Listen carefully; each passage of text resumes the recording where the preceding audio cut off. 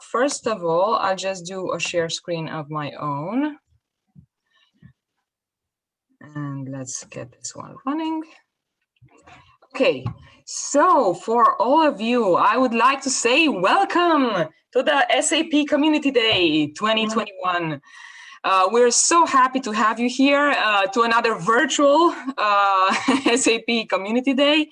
Of course, we would have loved to meet you all in Amsterdam, and that's why we created this very nice background, so at least give you the feel that that we would be in Amsterdam in summer clothes and just enjoying conference coffees and pastries.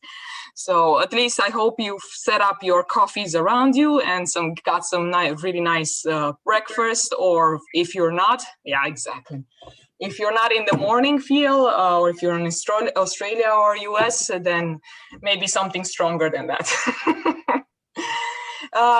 But yes, so we have a very, very fun day planned out for you with a very interesting panel of people that you can see here. And I'm sure that you actually have been able to see in the program as well. Before anything, I would like to say that this meeting is being recorded, and if you do not agree with it, just let us know and we will try to cut you out in one way or another, or make sure that this is not any violation of any privacy in any way or form. At the same time, we would of course like to be able to share as much as possible with the rest of the community that maybe wasn't able to be here today. So that's why we're trying to record the session. And in terms of who we are, we'll just make a very, very short introduction to the conveners today, as the official name should be. So first of all, hi everyone, I'm Madalina. I am a postdoc in Denmark at Aarhus University. I'll just give it up to, for example, Renate. Hello, good morning. My name is Renate and I'm a postdoc at the Norwegian Business School in Oslo. I heard that the weather there is also not so good, but I'm lucky enough to sit in Vienna today and it's 36 degrees, so the background fits me. Welcome to the Strategist Practice Community Day. Shall I go next? Yes. Hi, welcome. My name is Monique. I'm a PhD student at Nottingham University Business School. Yeah, warm welcome also from my side. My name is Janis. I'm also a second year PhD student from the European University of Viadrina. A warm welcome from my side to all of you. I'm looking forward to an exciting day, and I hand it over to Lorenzo. Hello, everyone. Also, good morning from me. I'm Lorenzo. I'm a PhD student at the European University of Viadrina, and it's very exciting to see so many of you guys here this morning. After writing lots of emails with you, it's nice to put some faces to all those names. I'm very looking forward to this day. That's great. Super. So the agenda for today. So we've been through the general introduction now. And the next point on the agenda is that we have Stewart Clegg that is going to give us an intro into inclusiveness and from a power perspective and politics. We chose Stewart because, of course, he's been actually dealing with the subjects for such a long time, whether he knew it or not. And this is, of course, the main topic of EGOS in general, with it organizing an inclusive society that, well, I think everybody has been thinking about in the last few years. And after that, we will have a panel discussion, panel presentation and discussion, where each of these amazing panelists will present for 5 minutes their main topics of interest. We'll have a very, very short discussion afterwards, but after the whole panel, we will go into roundtables where you will be able to actually choose a specific presentation and go much more in depth, ask your questions, talk about your interests around the topic, and so on and so forth. And then at around 11 o'clock, we should be rounding off the first part of the day. And we'll continue afterwards shortly with the second part, which is for the ones of you that actually sent out a paper, we will go into the feedback sessions on those specific papers. But yes, I think that is the general introduction from my side. And I would like to ask, first of all, if there are any main questions, and if not, I will give the word to Stewart. Okay, thank you very much. I'll try to share my screen. Yeah, I do want to continue. And I thought, yes, I think this is going to work okay. No, that's, oh. Can you see my screen? Yes, we can. Okay. It looks perfect. Okay, that's terrific. Hey, I'm more capable than I thought.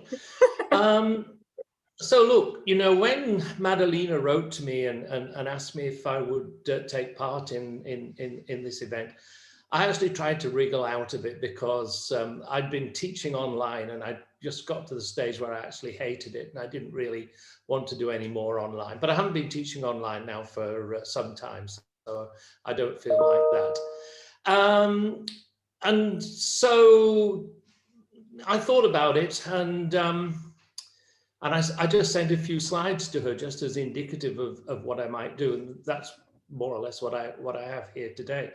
When I began to think about the inclusiveness of practice research and practice research of inclusiveness, the word inclusive for me was contextually situated in terms of my understanding of organization cultures. So I would see an inclusive culture as one which was integrated, which integrated all potential members of that culture. And in a sense, I had a little bit of a bias against an integrated culture. And that began to make me think dialectically. On the one hand, I tend to regard integrated cultures as usually more or less managerial fictions, the fantasy of having a strong culture, an integrated culture that binds everybody together. But on the other hand, as a good social democrat, I think an inclusive culture is clearly important. So I began to think about this process initially in terms of what I already knew about integrated and differentiated and fragmented cultures from Joanne Martin, and thinking about inclusivity.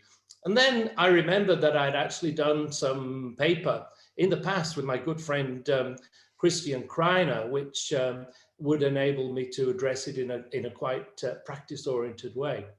So let's move to some definitions and a paradox.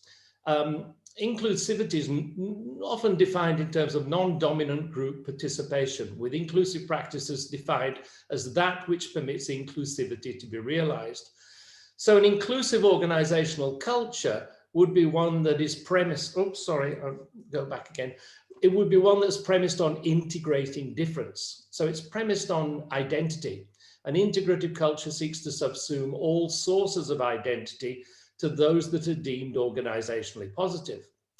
Now, typically, critical scholars are wary of an emphasis on a strongly integrative culture. They tend to see it as a form of domination, perhaps as a designer culture, perhaps as a managerial culture that's being imposed by fiat and by diktat, and often sometimes as a kind of managerial fantasy. So a question arises: in an integrative culture based on an explicit inclusivity of difference, does being integrated mean being subordinated in a dominant culture? Well, paradoxically, inclusivity should recognize differences while not acting on them with unconscious bias. So an inclusive culture would in principle be formally integrated, in which there was a high degree of agreement on the culture of the organization amongst its members, and no barriers to participation premised on any aspect of identity. And at its strongest, this culture would be produced by taking into account all aspects of all identities it's likely to contain. And organizationally, this is a pretty tall order. However, there is a case that Christian and I wrote about sometime in the past that's indicative of how it might be done in practice. And I'd like to go back to that case and just discuss it today. The building that you see before you is the Disabled People's Organization's Denmark building. It's their head office in Tastrup, and it's the umbrella organization for 34 Danish disability organizations. And the purpose of DPOD, the Disabled People's Organization Denmark, is to enable persons with disabilities to live a life like everyone else. And it's housed in a 4-story office building, which you can see in front of you, totaling 12,600 square meters. And the building was designed to be inclusively accessible for people representing all of the 40 disability organizations that it housed. Actually, I have 40 disability organizations there, 34 disability organizations up there. One of them must be wrong. So it's touted as the most accessible office building in the world. And the problems that were targeted were constructing a building in an accessible way, which often only focuses on one group of persons with disabilities. At the same time, the building was to include sustainable materials. And it's not a natural step to do this. And their use is often sacrificed in order to make a building more accessible. Now, how did they go about doing it? The project was to make an office building, taking the accessibility needs of all groups with all kinds of impairments into consideration, and representing the inclusion of accessibility as both a concept, a design concept, but it was also an ideology for practice. This was done by involving the future users in the process from the beginning. Therefore, many elements included in the building are user-driven innovations. And a key output was the creation of comparative advantages and role models for the building sector in the future on a broad scope. The constraints that the designers were made to acknowledge were what made the building possible. The designers were made to experience, as far as possible in practical exercises, what it meant to have the different disabilities that the participants who would use the building had. So they were simulated by the designers on the designers. The designers were blindfolded. They had their hearing impaired by blocking out sound. They had to move around buildings using blindfolds, and so on and so on and so on, in terms of the disabilities of the people who were to be the users.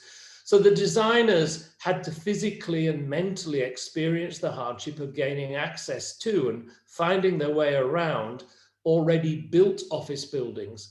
And this process included a final exam based on a critical analysis of a university building and the things that would be required to make it more accessible that they had learned from their experience of the simulation of disability. So a panel was comprised of representatives of the 40 disability organizations that were to be housed, and they vetoed elements of the design from the perspective of their members' identity. I'm sorry, that's a typo there. From the perspective of their members' identity. So the designers were deliberately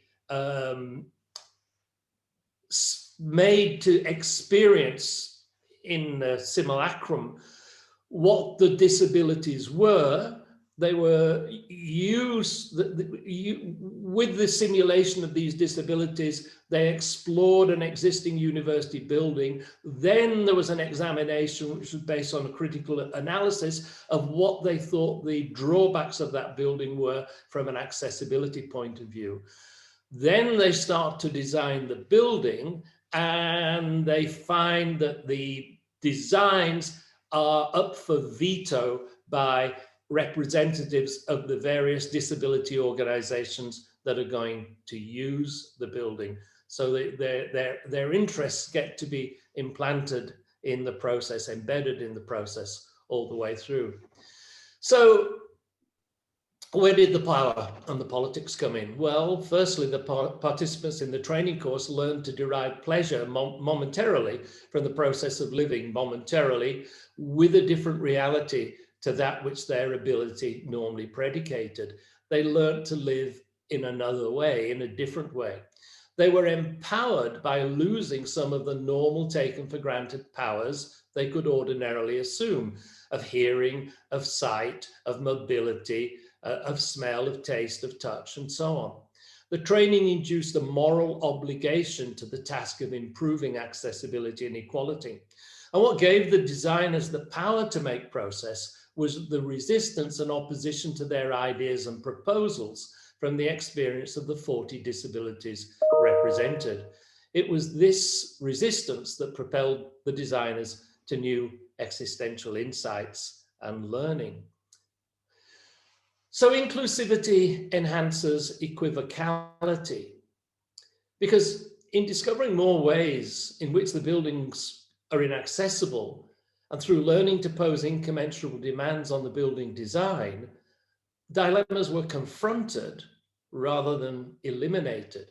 Ordinarily, all of us who've read Carl Weick on social psychology of organizations, we know that of organizing, we know that what organizing does is to reduce equivocality. But here was some organizing that didn't strive to reduce equivocality. It sought to make designers aware of dilemmas and equivocalities that they might not otherwise have known about. It sought to position them in such a way that their practice would have to take cognizance of not those things about which they ordinarily made professional sense making, but about all of the things that their professional sense making would overlook and not incorporate. So the advisory board's repeated deconstruction of common sense design could be seen as obstacles and oppositions, but since such deconstruction was the motor for the project team's learning process, being set back by negative feedback was also their way forward towards a better and more complete understanding of the task at hand.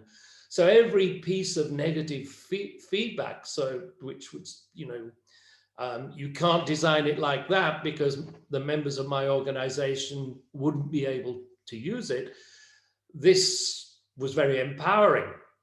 The thrill of newly acquired insights into a world that the designers had assumed they already knew gave the project team the power to refrain from reducing the complexity, uncertainty, and ambiguity of typical sense making by making gross assumptions and categorizations. So a different reality was forced onto them. So I think there are some implications from this. Inclusivity is not something that can be mandated top down. And that, I think, was probably one of the biggest takeaways that I took from this exercise of going back to earlier work and thinking about it in the context of that notion of an integrated culture, because it's not integration that can be mandated from the top down. You can't mandate inclusivity, tell people to be inclusive. You have to design inclusivity into the spaces and places that people populate, into the mentalities they bring to the spaces and places that they populate.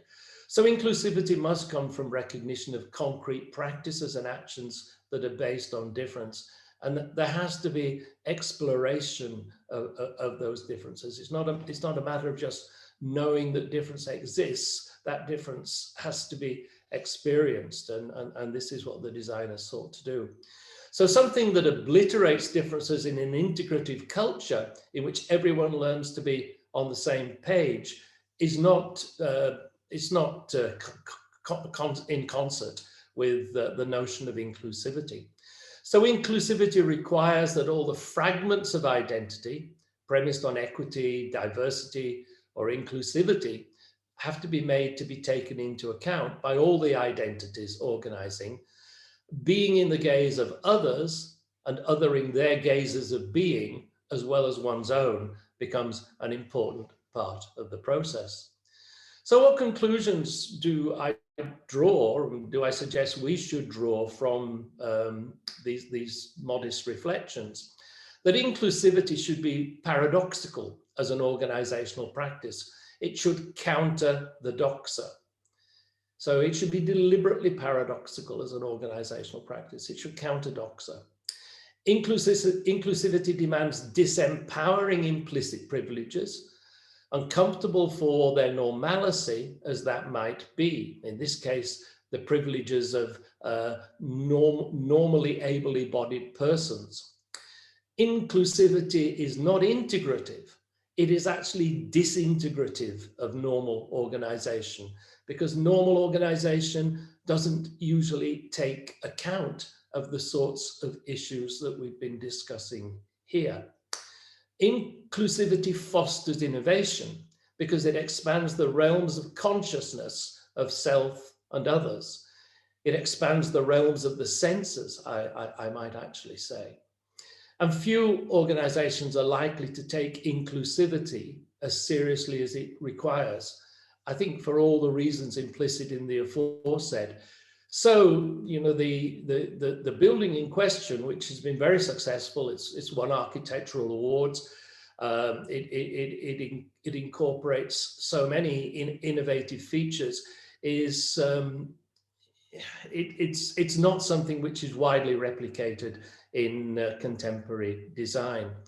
So that's basically the extent of my reflections on this, that I think the practice of inclusivity, in summary, probably entails disabling our sense of the normal and our sense of the taken for granted. It probably means discomforting our sense of what our professional dispositions and orientations provide.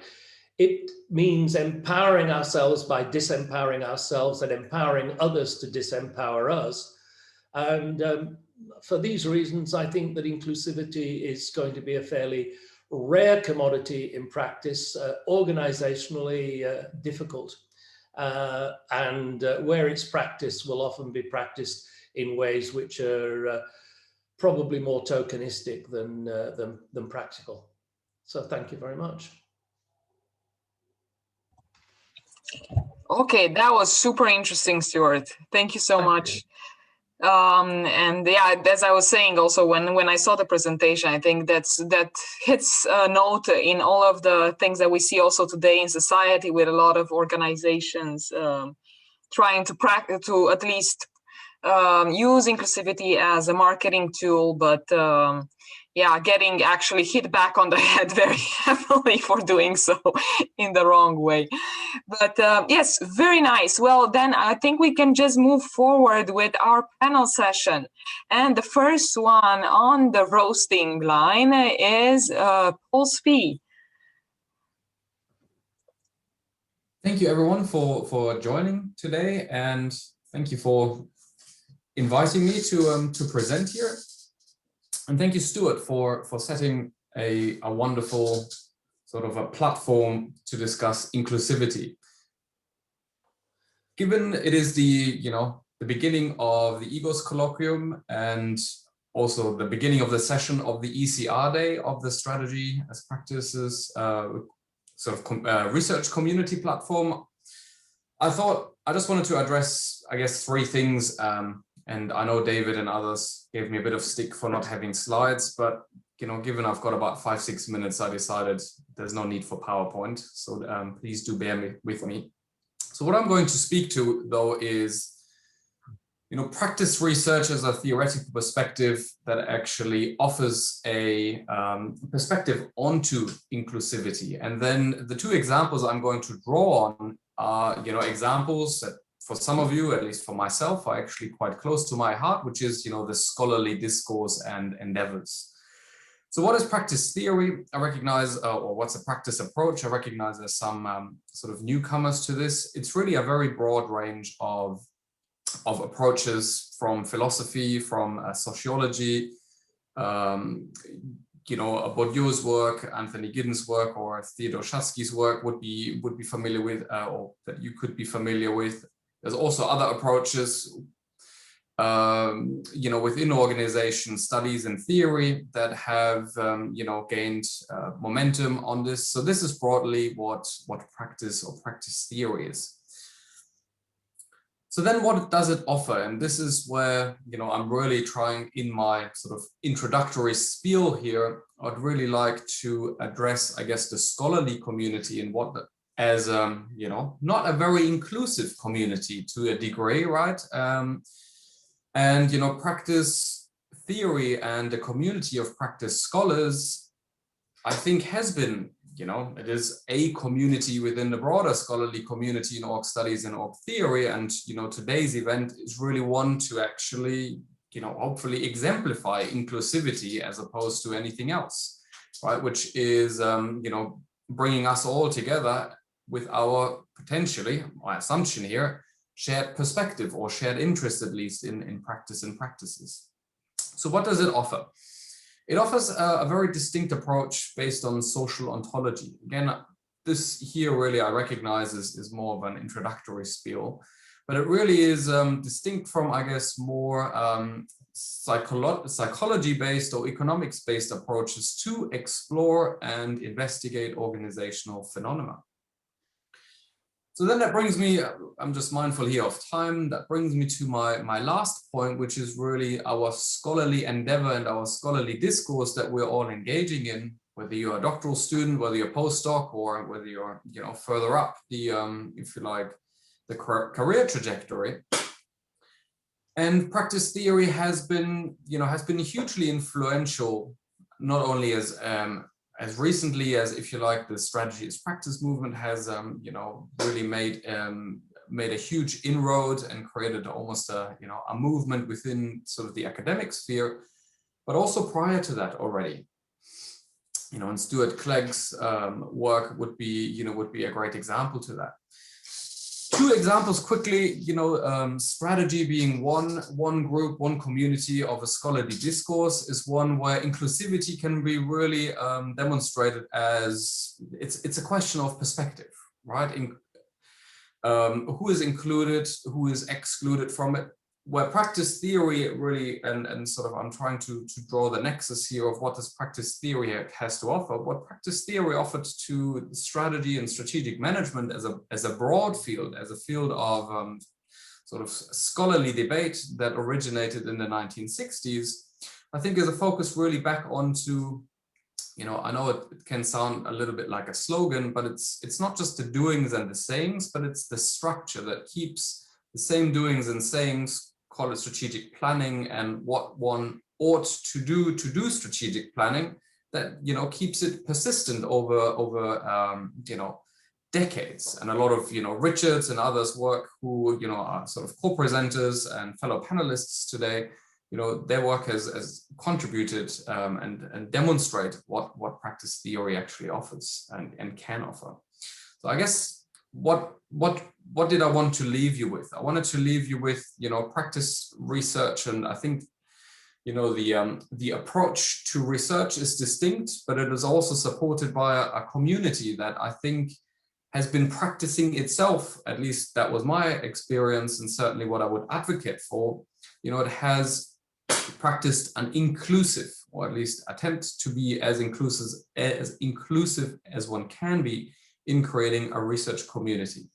That, though, then has, you know, faced some potential challenges with regards to, you know, the receptiveness of engaging in scholarly debates with other sort of communities. Again, here I don't necessarily want to draw on additional examples, but you know, there is plenty to be found here, which, you know, practice theory or scholars advocating for practice theory are still, you know, experiencing less of a receptiveness from other communities. Anyway, I'll pause here, and yeah, thank you for your interest. Thank you, Paul. And next we have Katharina. Yes, thank you. I will try sharing my screen. Let's see whether that works. I think you should be able to see my screen. Yes, great. I can see it. And I think what I want to say nicely fits with what Paul started to talk about it's about the research communities, because when I heard the topic of inclusivity, I don't myself do research on inclusivity, but I think I'm very much in favor of and proponent of inclusive research cultures and research communities. And so I wanted to use this talk to reflect a little bit about what makes research communities inclusive. And we all know that communities are central to practice theoretical research, and it's not just a strategy as practice research community, but also I've been fortunate enough to participate in other communities as well, routine dynamics, but also other communities, for example, here at Warwick Business School. And so I think what practice theory highlights is the crucial role of practices in creating communities. So if we want to understand inclusive communities, we need to take a look at the practices that are being enacted in these communities, because the character of those practices then defines the nature of the community. So inclusive practices create inclusive communities, and practices that are not inclusive create other kinds of communities. And so the question is, so what makes practices inclusive? And here I want to draw a little bit on research by Martha Feldman in public administration on inclusion. And I think the reason is because I've learned through Martha quite a lot about what makes research communities inclusive in a kind of practical way, I guess, without the theoretical thinking. And she defines inclusive practices as practices that are oriented to creating connections amongst people across issues and over time. And so, of course, then the opposite of inclusive practices would be those practices that create divisions or boundaries between people or between issues, etc. And Martha, in her research, she has highlighted 3 features of inclusive practice, or what makes practices inclusive. And I thought a little bit about these features and what I learned about over time, what I think make some of our research communities inclusive. And so here the examples are from my own experience, I would say. So the first feature that Martha highlights is engaging multiple ways of knowing. And I think in Stewart Clegg's talk, we heard that already quite a bit, you know, the way in which the designers then were involved in understanding the ways of knowing of the people with disabilities. And the same we have in research communities as well. So for example, in the routine dynamics research community, we have a rule for the EGOS track that we always try to involve 50% old timers, so who are very familiar with routine dynamics, and then 50% newcomers. And that who, you know, bring new perspectives, new ideas, who challenge us. And that has been hugely successful because it kind of keeps the community going, it keeps the community open. We've also experimented with engaging practitioners in really a variety of different ways, practitioners giving talks, but also practitioners, you know, participating in our discussions. So that was super interesting. The second feature that Martha highlights, what makes practices inclusive, is co-producing process and content. And so here I think the strategy as practice community is really exemplary because strategy as practice works through its community members who then take charge in, you know, organizing events like the event today, putting forward topics that they want to discuss, etc., etc. So it's really, I think, yeah, strategy as practice, the community really exemplifies this idea of co-producing process and content together with the community members and not only those officially in charge. And then the third feature is that is sustaining temporal openness. And what's meant with that is the idea that if you create a community of practice, of course, this is not just a one-time event. It's something that needs to be sustained over time, while at the same time allowing for change, because the issues, the people involved, the topics, etc., they of course also change. And so here, an example from the Warwick Summer School that we're organizing every year. And of course, this is a one-time event. And so it's a one-time kind of community, a 3-day community. But we've also tried to kind of evolve it into to create some continuous engagement. And so the summer school has actually evolved into a reading group, practice process reading group, PPRG. So if you haven't heard about it, have a look for it.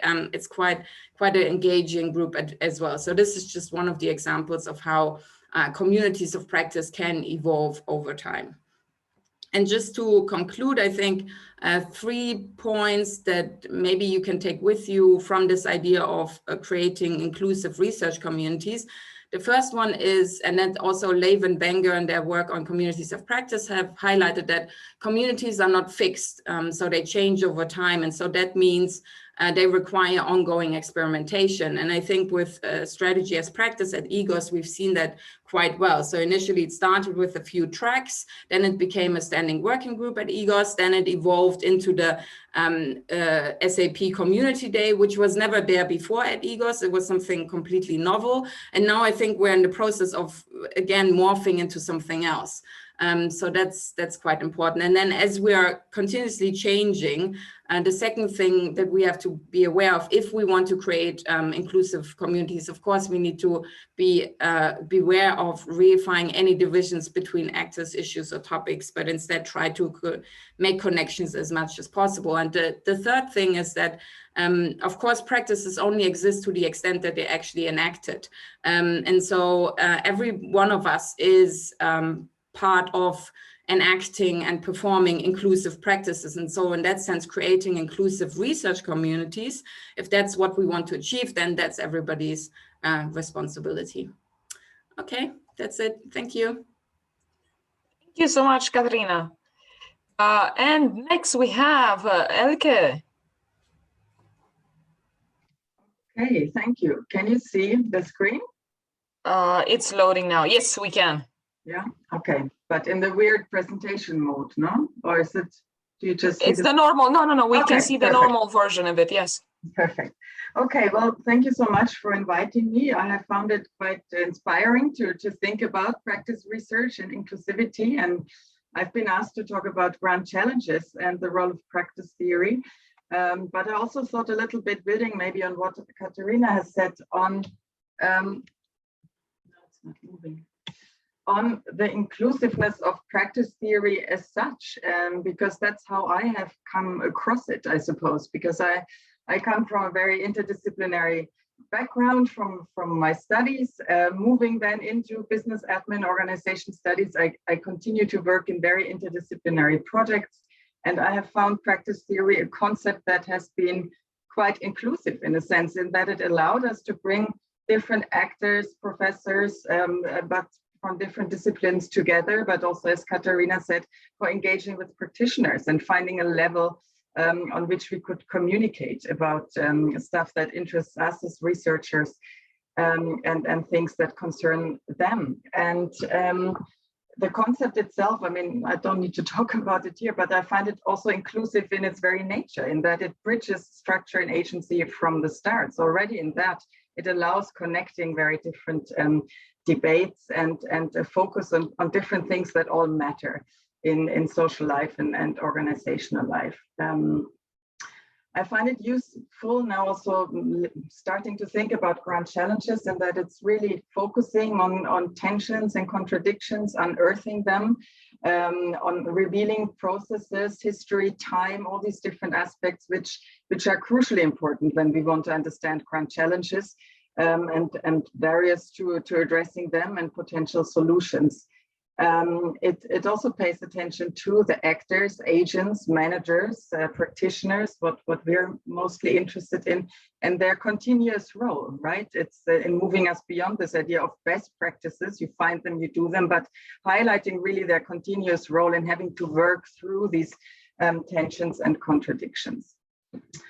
So my pitch, my main point I want to make is that practice theory is uniquely useful for studying grand challenges with their contested, also cross-level and dynamics, inter-organizational dynamics. I will talk a little bit about that, but also because we need to bring together different disciplines in this debate.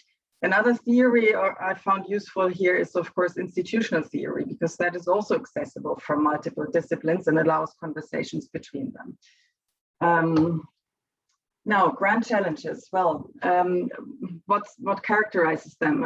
They run across different levels analysis and across different systems. So we have a clear role for structures on different levels, but of course also agency on different levels and from different societal spheres or systems, whatever you want to call it. And they can rarely be addressed by a single actor in organization. So addressing them requires coordinated and collective responses, and we know that such efforts are ridden by tensions, as I just said, and paradoxes. Addressing grand challenges also requires breaking out of past solutions, path dependency, if you want to call it that. And practice theory here, I would argue, serves as a bridging concept that allows us to zoom in to this ongoing recurrent agency, but also zooming out into the broader structures on different levels that enable and constrain this agency. And just to give an example, I mean, my approach to practice research has come largely from my work with Jörg Südow, and I guess you know his framework and approach to analyzing interorganizational relationships from a mainly structuration theory perspective. And it's some years old, his approach, but we still work with it and still find it very useful.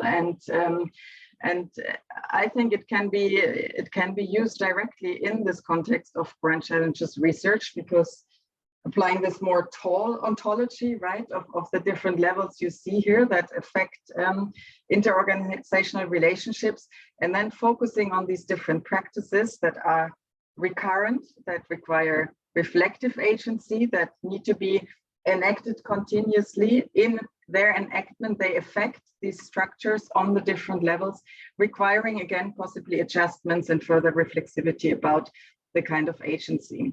And the four main management practices Jörg Südow highlighted for managing interorganizational relationships are selection, allocation, evaluation, and regulation. I don't have time to elaborate on them, but if you want to go into this, you will find the references. And just to give one example where we have applied this old framework in a recent article, we brought it into the debate on labor standards, or more broadly global supply chains, and attempts to make them more responsible. And this debate, again, very interdisciplinary, largely comes from a structure perspective. It talks about governance, right? Global supply chains are governed either in a market-based way or in a relational way. And depending on that, it will have different outcomes for labor relations.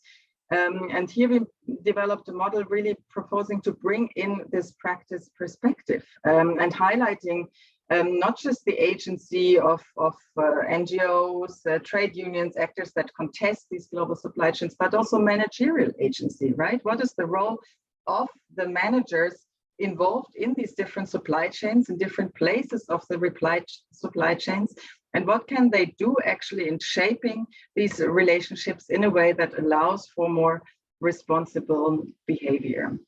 So here, just an example where we found it quite useful to use practice theory to bring together different disciplines, but also bridge this structure agency divide. And to wrap up, I also thought, of course, about the question of, okay, what could be an agenda for practice research on inclusiveness? It's not something I have researched, but I would think it would have to do at least three things. One, focus on new practice generation and their stabilization, not just in individual organizations, but at the interstices of different organizations coming from different fields and backgrounds. It would have to pay attention to the possibly self-reinforcing practices, maintaining exclusive paths. I think that links to what Stewart said, the difficulty actually in breaking out from what is the normal, because exclusivity is very much the normal, I would argue. And of course, the practices of dealing with the paradoxes, tensions, uncertainties over extended periods of time and trying to break out from these paths and patterns. And of course, we would have to look at these things in relation to each other. That's it. Thank you so much, Elke. That was super interesting. And on a similar note, we have David also talking about interorganizational, very complex problems. Yes, and we can see the screen. But we can't hear you. Okay, now you can see my screen. Yes. Perfect. Yeah, thank you very much. Yeah, on a similar note, I'm also talking about interorganization strategizing, and particularly in relation to meta problems, complex problems, grand challenges, so similar to Elke. And I focus very much on one aspect, which is sense making. That something that Stewart highlighted particularly. And what I've been interested in my research particularly is how interorganizational collaborations have been used to make sense of complex strategic problems. I mean, there are interorganizational strategizing forms for different reasons. You do that for different reasons. One of the reasons why it's done is to enable sense making of complex problems. And so just to start off, as Elke already highlighted, there are meta problems, grand challenges. I mean, grand challenges are a particular kind of meta problem, but generally meta problems, super wicked problems, which organizations often deal with by joining forces with other organizations. So just generally meta problems, super wicked problems are problems that transcend organization boundaries.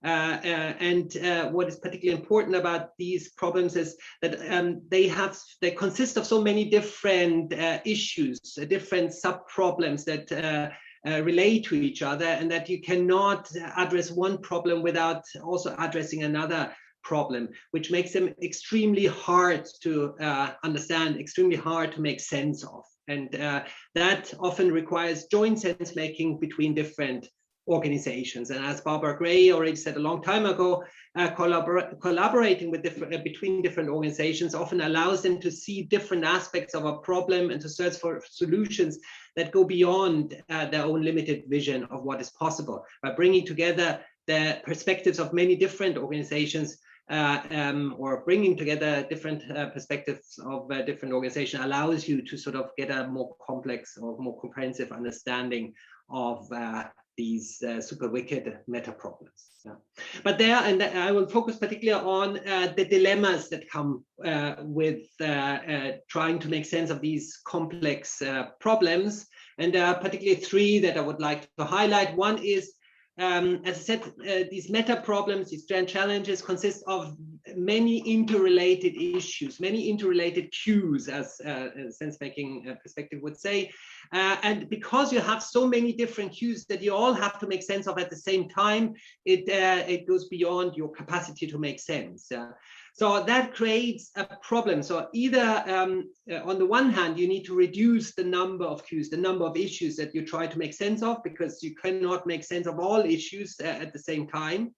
But at the same time, if you are selective, if you selectively focus on some cues, you don't get a comprehensive understanding, because you can't understand one cue without also addressing another cue. So here you have this dilemma, or the paradox here. On the one hand, you have to address all issues at the same time.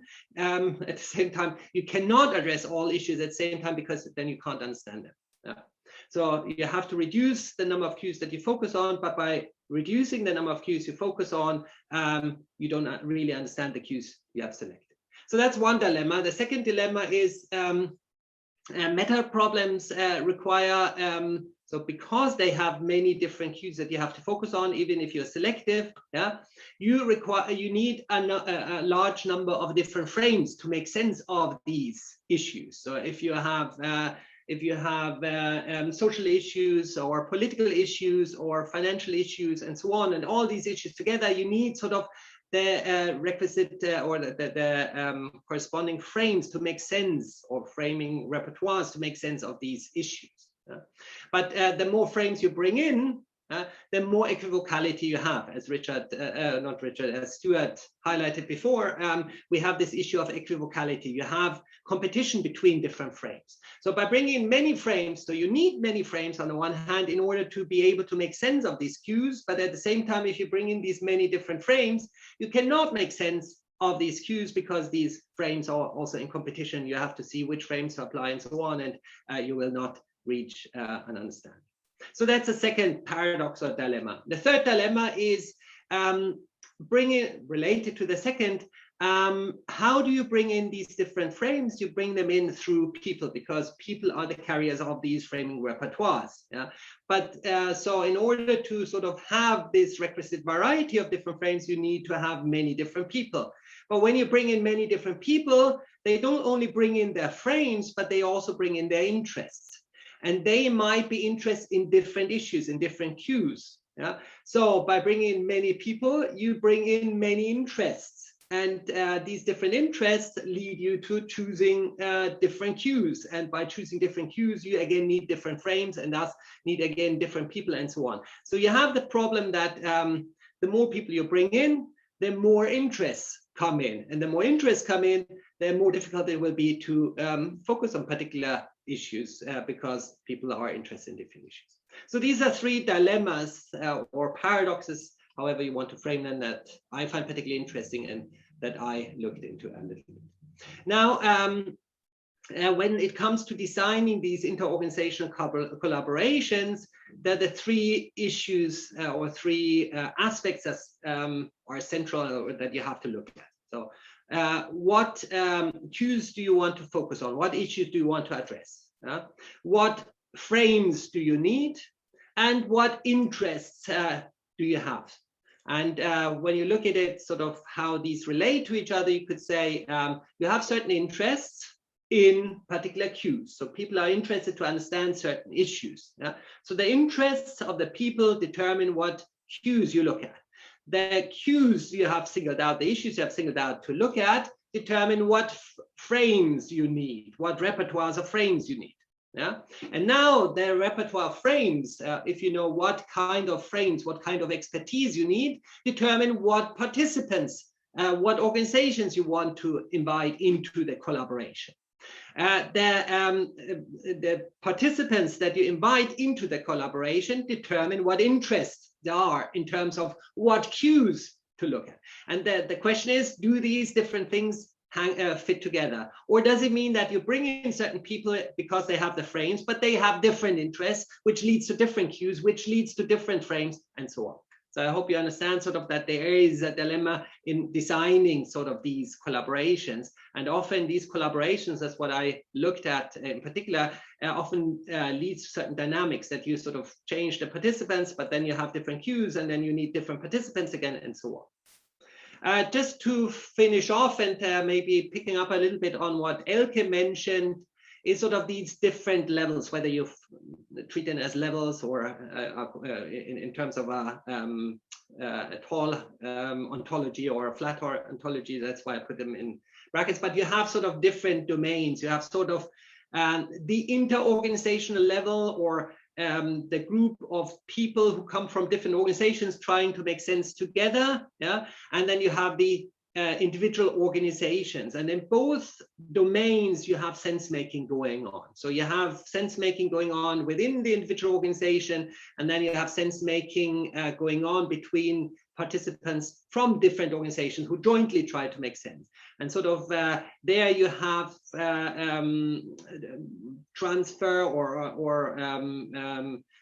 well, let's call it transfer of understanding or triggers of understanding between these different domains. So from some understanding within the individual organizations, this triggers or supports the sense making on the interorganization level, which again then feeds into the sense making of the organization on the organization level, which again feeds into the interorganization level, and so on. Yeah? And these are things that I've been particularly interested in and that we could also discuss later in the roundtables.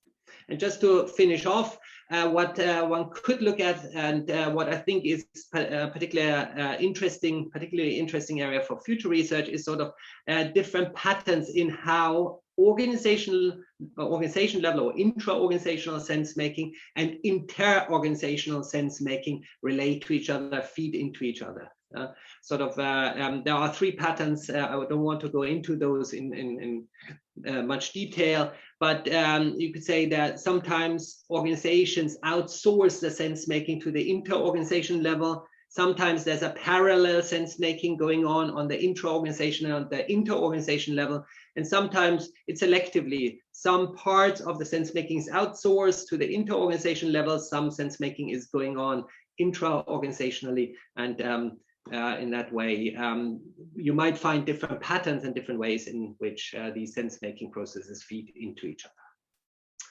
So that's from my side, and I look forward to discussing some of the issues or other issues related to inter-organizational sense-making with you later on. Super, thank you so much, David. Super interesting as always. Next we have Professor Eero Vaara. On the discourses of inclusivity. I'm here, and let me start by thanking you, Madalena and Lorenzo and all other organizers for this great Community Day program. It's a pleasure and an honor to be part of it. And as a former chair of EGOS and one of the, I guess, founding members of the Community Day concept, I really find this heartwarming, especially with the focus on inclusiveness and participation. And I was thinking that instead of showing slides, I'll just make two higher level points, and then we can talk about themes and that emerge from this first short presentations, as well as, of course, from Stewart's keynote. And I'm also very glad to see this lively discussion in chat. So I've got mainly two things to say. The first thing is that, hey, let's cherish inclusiveness and pluralism in SAP. There's been a lot of conversations over the years as to what SAP is, and in a way, this identity work is always important. So my perspective is pretty clear, and I can see that it resonates with many points that others have been saying all along here, which is to say that, hey, let's have a broad mind and keep it as a broad church, which then also includes more critical perspectives and opportunities to broaden the scope and to build connections.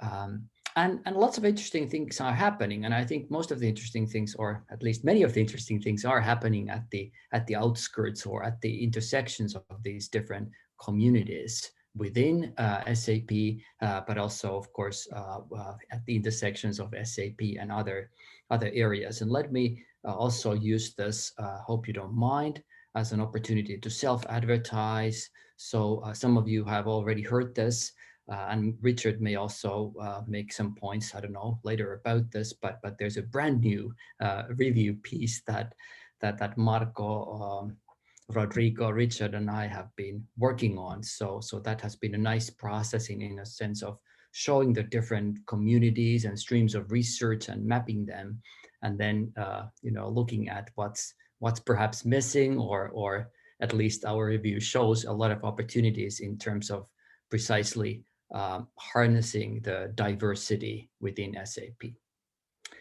So that's one, and I was supposed to be talking about the discursive side of things, which I'm very happy to be focusing on. I just want to mention that one of the streams which I'm very happy about that has been growing all the time is this discursive angle that oftentimes connects with a more critical perspective within SAP, and thus also is, I think, linked with the stuff that Stewart has been working on and mentioning here today.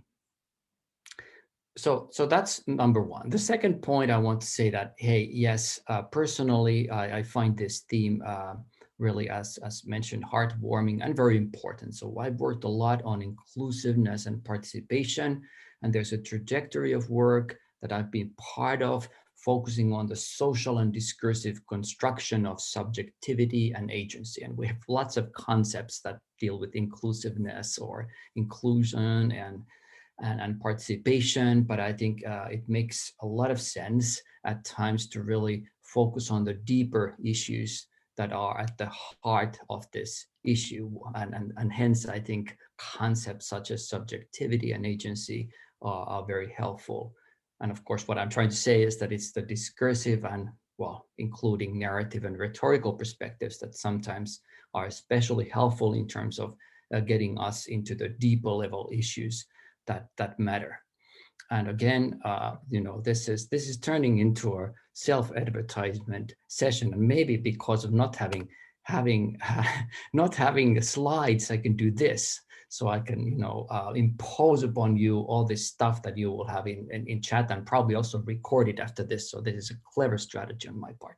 So in the spirit of self-advertisement, but also more seriously, just saying that there's been a lively discussion that has been looking at the discursive aspects of strategy and strategizing, oftentimes focusing on these issues that matter, in my view, which are about subjectivity and identity, and then the implications for inclusion and participation. And I guess if there's anything that we've learned, it's this. It's not only the surface level practices in terms of whom we invite to participate in the meetings or way days or strategy processes that are important, but it's also important to at times pause to reflect upon the fundamental assumptions that people have about strategy, I guess, strategy work, and then of course about the roles and identities of different actors who are participating or not participating in these processes. And I think that there also are several issues that are particularly interesting and haven't really received the attention that they would, well, what I'm struggling to say here is that there are issues such as topics such as voice and resistance that haven't really got the attention they would deserve in this area, as to what it really means to have a voice. And there are a lot of theoretical traditions that help us to understand this. Just to mention one that I'm familiar with and enthusiastic about, we can draw from Bakhtin-inspired narrative analysis, for instance, to understand how voice is constructed and the kinds of things that it's connected to. Oftentimes, you know, a dialogical perspective helps there. As to resistance, the resistance comes with power, but just to give one point about that, or one take, I would always find it important that we understand the productive aspects and implications of resistance that perhaps are illuminated if we are looking at different modes of resistance for instance, in different forums and parts of strategy work processes. And I'll just conclude by saying that I continue to be a big fan of the discursive and narrative and rhetorical approaches, and that's why I've been advertising those now in the chat. And I think there's a lot we can do, and by bringing in insights from these very rich traditions, we can, I think, greatly continue to contribute to SAP research, but it also goes the other way around. By so doing, we can also have something to say to discourse scholars, or, for instance, link our projects with the bigger issues that people who are interested in rhetoric in today's mediatized society are interested in. And I'll stop here and looking forward to continue the conversations. Thank you. Thank you, Eero. That was very interesting. And last but definitely not least, we have Professor Richard Whittington on open strategy. And I think it really relates to everything that we talked about today. Okay, can you see all that, everybody? Madalena? So we can see you, we don't see slides, but... Hang on. Oh yeah, hang on. You'd have thought of 15 months I'd have got it. What have you got? Yes, we can see your screen, the entire screen. And half of your face. That. Thanks, David. Anyway, thank you very much. I've just got a couple of slides and I'll try and finish off. I can't do what Madalena asked me to do and draw everything together because there's been so many great ideas buzzing around. But there's interesting themes coming across. I think looking in the chat, Valdemar actually quite pessimistic about certain aspects of inclusivity. Stewart started us off not pessimistic, but I think daunted by the practical problems of it and warning against tokenism. So there's on the one side to caricature some pessimists. I think Katharina was on the more optimistic side, for instance, and saying there are opportunities. We can make things more open through changing, or more inclusive through changing our practices. So if you don't mind me characterizing you in those sorts of ways, there's an interesting debate which has already opened up and I hope will continue over the day. I think it's worthwhile at the end just reminding ourselves why inclusivity is so important and also attractive. As Stewart started with, I think, notions such as fundamental justice. And he also had some pragmatic arguments around innovation. David and Elke also talked, I think, about some practical day-to-day advantages of inclusiveness in terms of mobilizing many perspectives to solve the kinds of complex problems that we face today, the grand challenges that surround us and must be addressed in this decisive decade. So I think we're all agreed.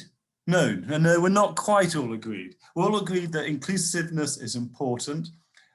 There are shades of enthusiasm and shades of optimism about how much inclusiveness can achieve, but I think it's important.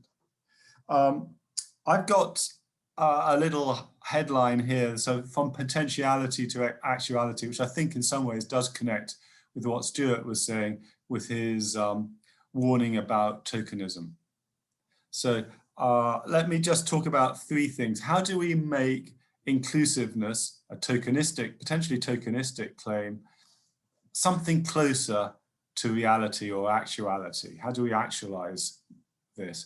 I think there are three things that we could talk about, and I noticed in the chat the Dobush and Müller-Zeitz article on closing for the benefit of openness was started. Again, Stewart started us off with paradox. You know, it's quite difficult to have inclusive processes, and the Wikimedia process, open strategy process, I think illustrated that very well. In that the sorts of people who participated in Wikimedia's open strategy process were the kind of usual suspects who are on our panel. That is fairly senior people with expertise, and in this particular case, not exclusively fortunately here, are female, tend to be monochromatic. It is in this case true. And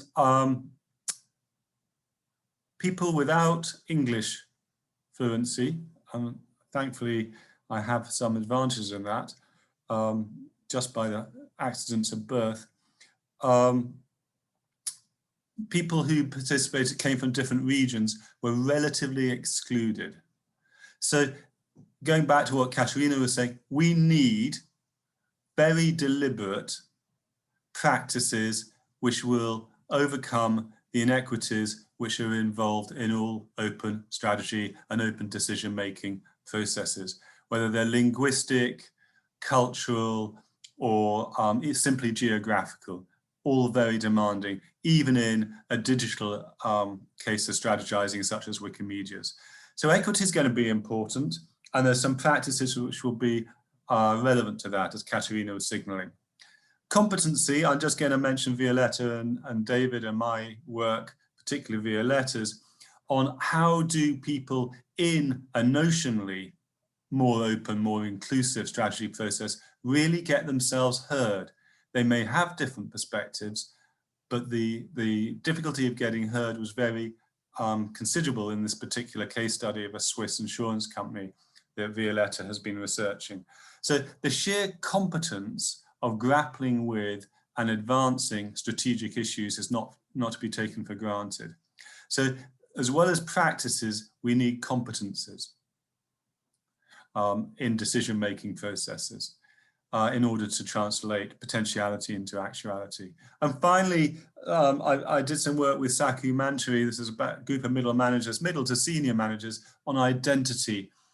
And you may have the tools, you may have the practices, you may even have the competences, but it's also an identity struggle to recognize that you have a part to play in decision making, in strategic decision making.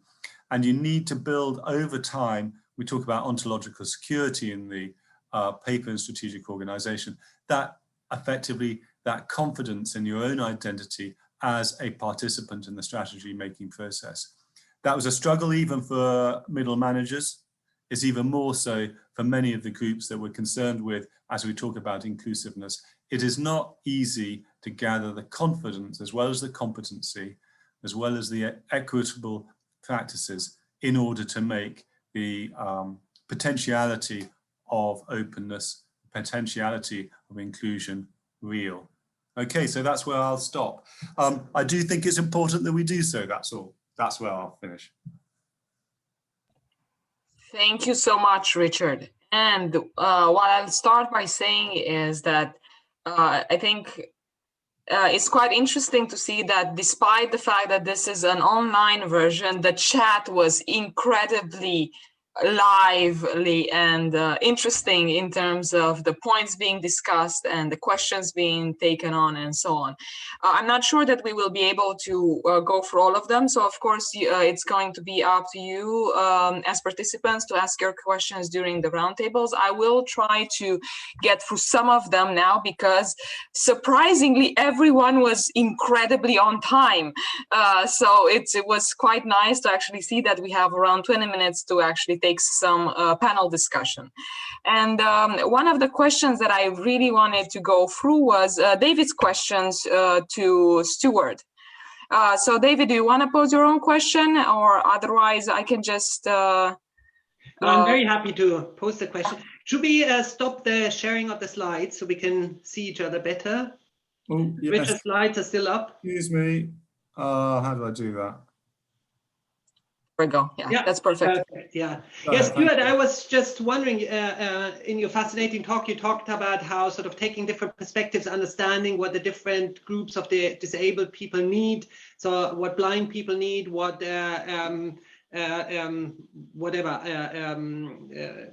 otherwise impaired people need, and then you add, it sounded as if you could sort of add in all these different things. So for those people who can't use stairs, you put in ramps, and for those who can't walk, you have elevators and so, whatever.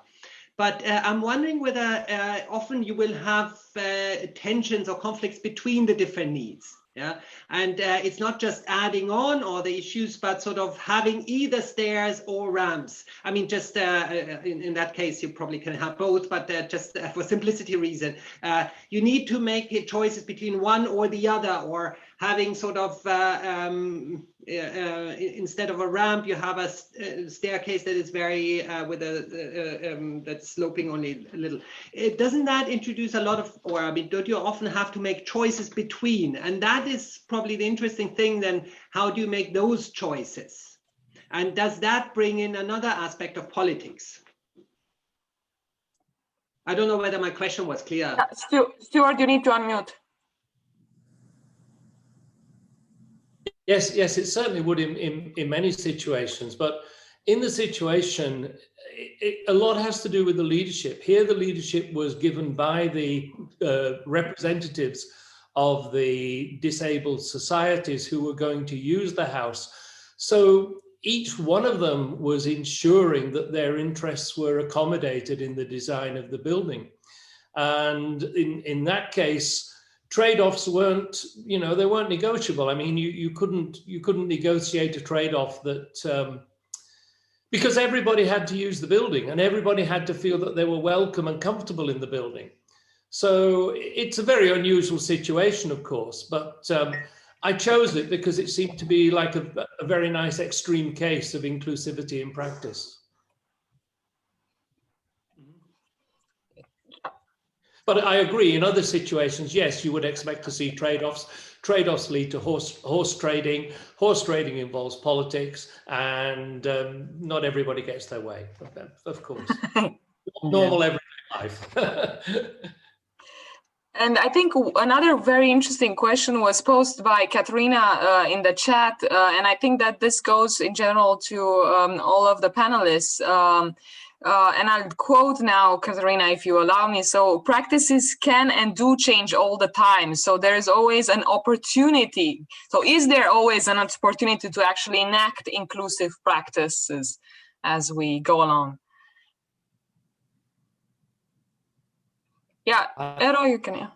I might react to this, which is a great question. I can see two things here. One is that the question, I think, means that over time in society and in our organizations, we learn things and certain things become more legitimate and important, almost like musts. And I hope that this is the trend, including open strategy, that we're seeing that more and more participation is something that people expect to be part of these processes. So that's one, and I think this is happening over time. But there's also, I think, a backlash to this. At least I've encountered this both in practical experiences and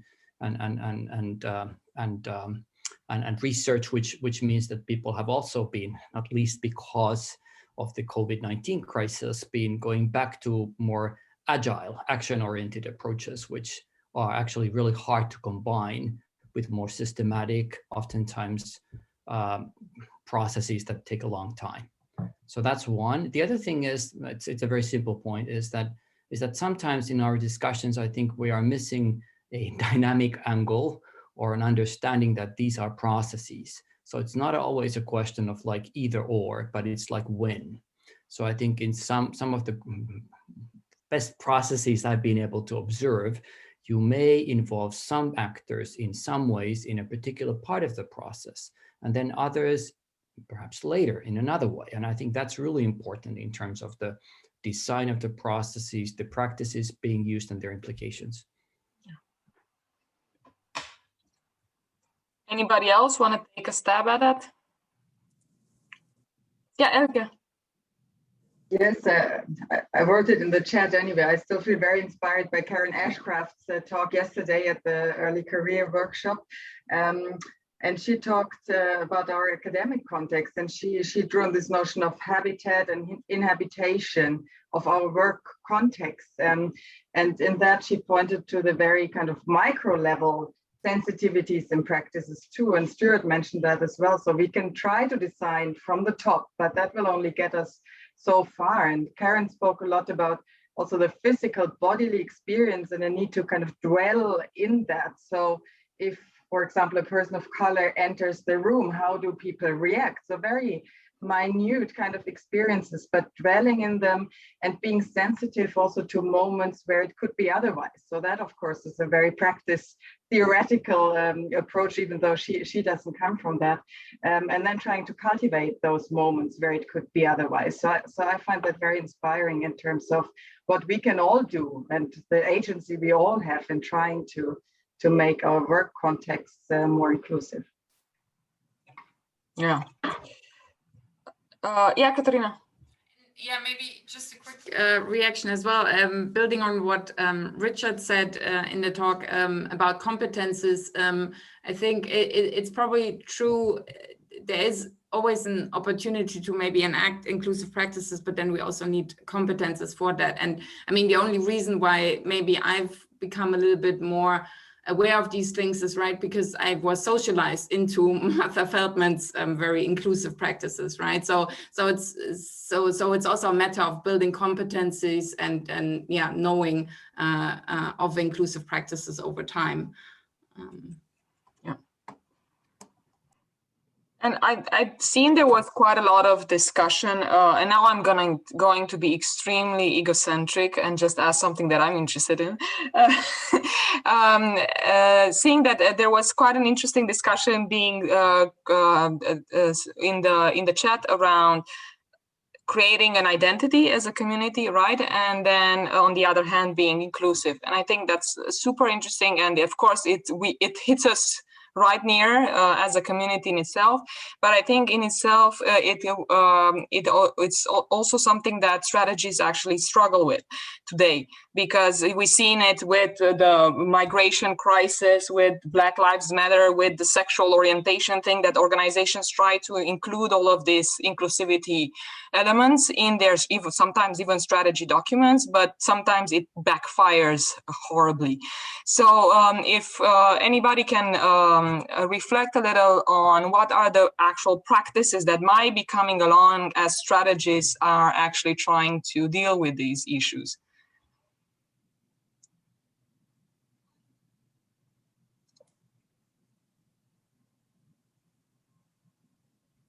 So the issues of identity versus inclusiveness.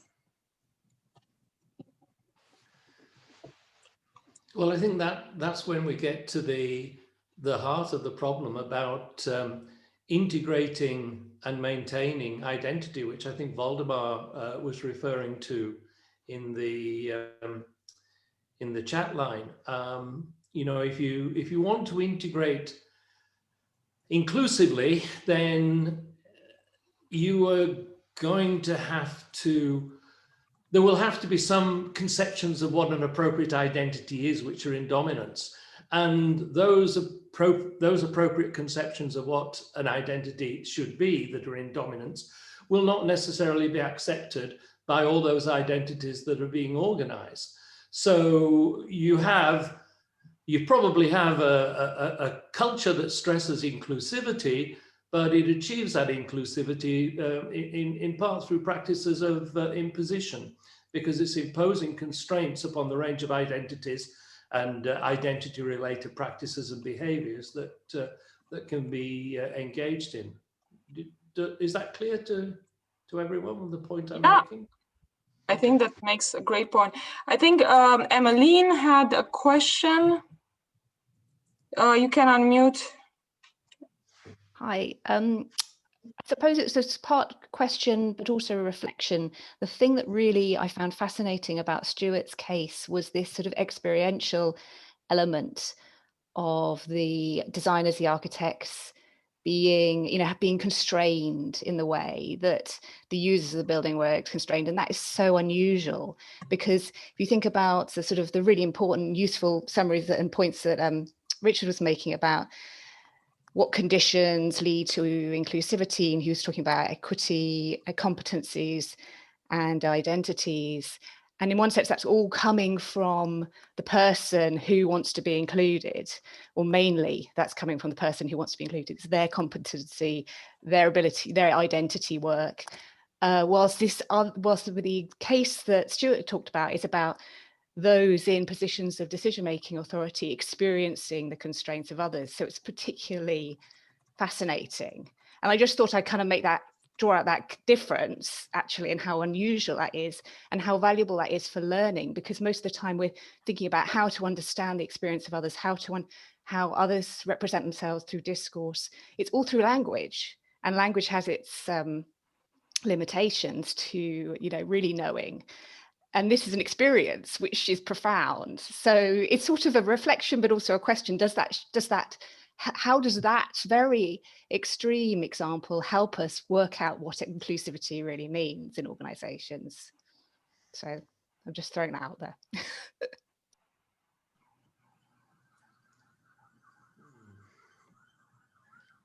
Would anybody else like to answer that question? Can answer, otherwise I'll just, Eero as well, Well, I can just relate to the part. I mean, my mind is on the language aspect, not the experience, but I also think that the experience is important, and it also may be that with these wonderful examples of having positive experiences, one also develops a way of communicating things. So it's not only that there's a vocabulary or things that exist that we work with, but we also develop those. And sometimes the best examples are almost like positive examples of new vocabularies and concepts and things being developed and people becoming comfortable in using those. we have many other more negative cases where it's such that perhaps people don't know the jargon, or they don't know what the top decision makers mean by certain slogans or whatever they are presenting. So I'm getting carried away here, but I truly I'm on the same page with you, Emmeline, in terms of the importance of language also in these positive experiences. David, you had a question?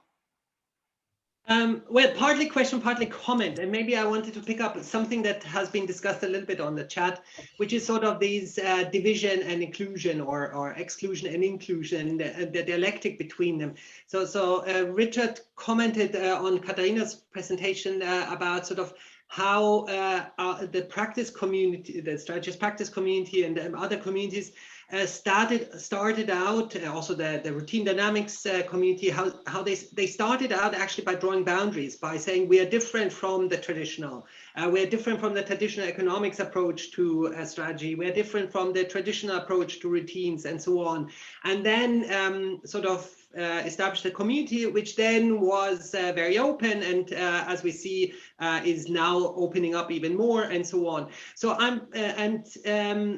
and relating to Richard's talk also, maybe we can talk a little bit more about this dialectic about exclusion and inclusion, and maybe, and I'm wondering, maybe, and that's partly the question, maybe we can only talk about inclusion when we also think about the exclusion, we always need some exclusion, some boundaries to actually be able to talk about inclusion. Yeah, I mean, just starting simply, an organization is inclusive. Well, first of all, you have to distinguish its organization and the organization boundaries in order to say that it is inclusive. Yeah, otherwise you couldn't talk about the organization being inclusive, because then it would be just the society. It wouldn't be different from the society. And so maybe we always have to say, when we talk about inclusion, we always have to think maybe about what exclusion do we have to do in order to be inclusive, yeah? In terms of also what the discussion we had about identities, also Stewart's example of the house of the disabled groups, yeah? For example, it's only inclusive for disabled groups, but not for non-disabled groups, or what they consider disabled groups. So in that sense, it also draws a boundary and excludes something. So maybe when we think about inclusion, we have, maybe the important question is, what are the exclusions that are the basis for this inclusion? I mean, that's also the paper by Leonard Dobusch that Richard referred to, that is inclusion and exclusion relate to each other. But I think the important point is, maybe we need to see or to look at what exclusion is the basis for a particular inclusion. Sorry, very long, and I don't know whether it's clear what I mean. No, I think, yeah, it makes perfect sense. Richard, do you want to comment on that? I think it. Okay, thank you very much, Madalena, and David especially. So David, I think your point about being reflexive, and I suggested in the chat, even strategic about the principles of exclusion and inclusion that we're operating on, is very important all the time. I mean, frankly, we are an elite ourselves. Yeah.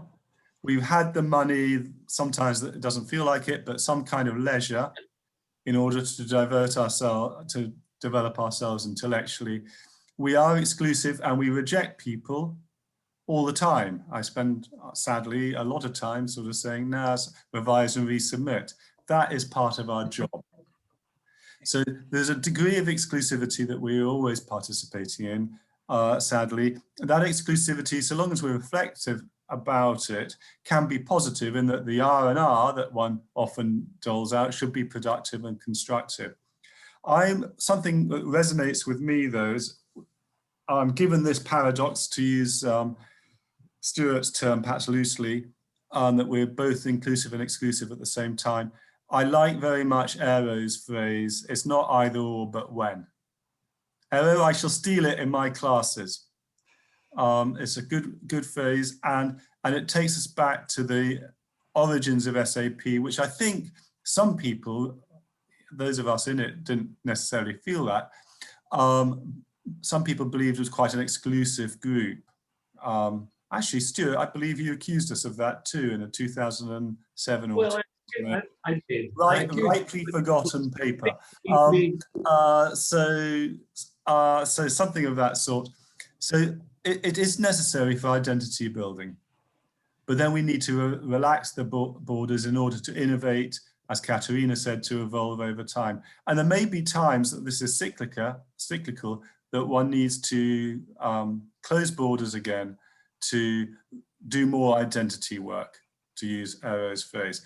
So let's think of it temporarily as not either or, but when.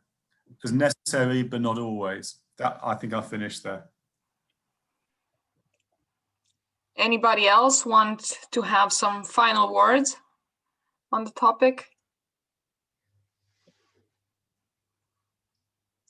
No, I think you're just excited to go into the roundtables. Oh, Katharina, yes, please go ahead. Maybe just very briefly, from one of my recent informants who is doing like an open source kind of community, and he said what sticks with me is as open as possible, as closed as necessary. I thought that was kind of nice. Exactly. Good. So now we should be going in.